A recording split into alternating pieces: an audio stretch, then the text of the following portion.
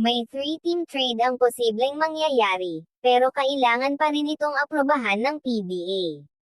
Ayon sa mga ulat, ang Converge, Magnolia, at Titan ay nag-uusap tungkol sa isang trade na kasangkot sina Alex Stockton, Joshua Munzon, at si Javi Gomez de Liano na kung saan si Alex Stockton ay mapupunta sa Titan Ultra Giant Risers, at si Joshua Munzon ay mapupunta sa Magnolia Hotshots, habang si Javi Gomez de Liano ay mapupunta naman sa Converge Fiberxers. Ang trade na ito ay maaaring magkakatotoo. Ang mga koponan ay makakakuha ng mga bagong manlalaro na higit na makakatulong sa kanila. Ang Magnolia Hotshots ay makakakuha ng isang high-octane scorer at defensive specialist na si Joshua Munzon. Ang Converge Fiberxers naman ay makakakuha ng isang versatile forward na naglaro sa overseas na si Javi Gomez de Liano. Habang ang Titan Ultra Giant Risers ay makakakuha ng isang veteran guard na may defensive prowess na si Alex Stockton. Ang trade na ito ay makakapagbigay ng mga benepisyo sa lahat ng mga koponan, ngunit kailangan pa rin itong aprobahan ng PBA. Ang trade na ito ay maaaring magkaroon ng mga sumusunod na epekto sa mga koponan. Para sa Magnolia Hotshots, magkakaroon ng mas malakas na perimeter offense at defense sa pagdating ni Joshua Munzon, na maaaring magkaroon ng mas magandang scoring balance sa koponan. Kailangan din ng Magnolia na pagtibayin ang kanilang chemistry sa bagong player na darating sa kanila. Para sa Converge Fiberxers, magkakaroon ng mas malakas na frontcourt sa pagdating ni Javi Gomez de Liano, na maaaring magkaroon ng mas magandang rebounding at paghahawak ng bola. Kailangan nilang pagtibayin ang kanilang scoring sa loob at labas.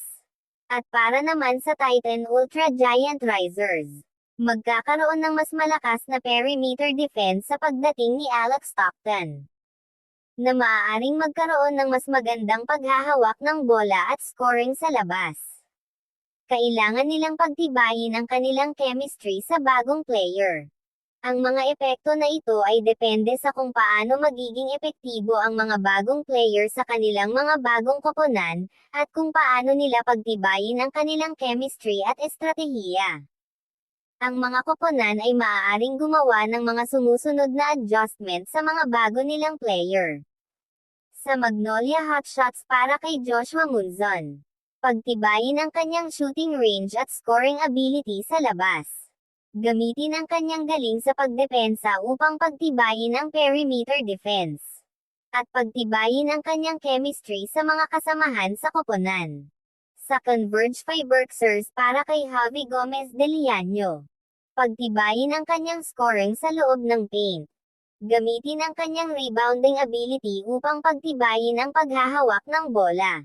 At pagtibayin ang kanyang chemistry sa mga kasamahan sa koponan.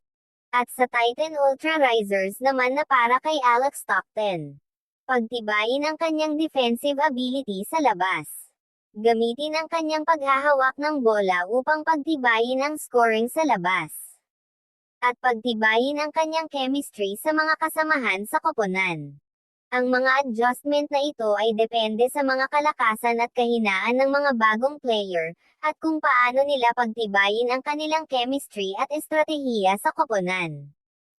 Sa aking palagay, ang Magnolia Hotshots ang mas advantage at panalo sa trade na ito.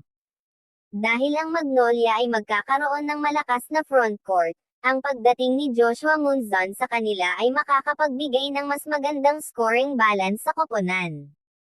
Ang Converge Fiberxers at Titan Ultra Giant Risers ay makakapagbigay ng mga benepisyo sa mga bagong player, pero sa aking palagay, ang Magnolia Hotshots ang mas nakinabang sa trade na ito. Ang mga fans at PBA ay may iba't ibang reaksyon sa 3-team trade na ito.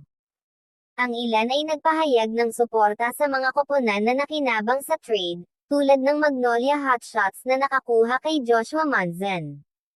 Ang iba naman ay nagpahayag ng pagkadismaya sa mga koponan na nawala ang mga player, tulad ng Converge Fiberxers na nawala kay Alex Stockton ngunit masaya sa pagkuha kay Javi Gomez de Liano, habang ang fans ng Titan Ultra Risers ay may natuwa at nalungkot, dahil sa pagkawala sa kanila si Joshua Monzon, matutuwa naman sa pagdating ni Alex Stockton sa kanila.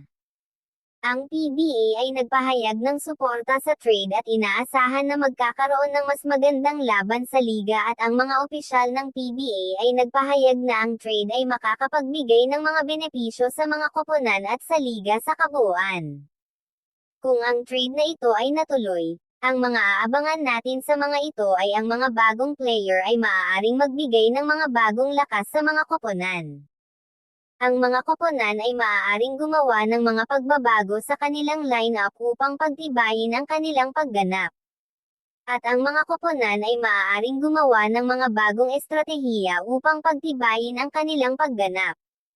Ganoon pa man, ang trade na ito ay pinag-uusapan pa, ngunit ang mga trade na nangyari ay nagbigay ng mga benepisyo sa mga koponan. Kung may opinyon kayo tungkol sa ating topic, komento nyo lang sa ibaba ng ating video para mapag-usapan natin yan, at kung umabot ka naman dito, paki-subscribe mo naman ang ating channel para updated ka sa mga bagong upload natin dito. Yun lamang po at maraming salamat po sa inyo.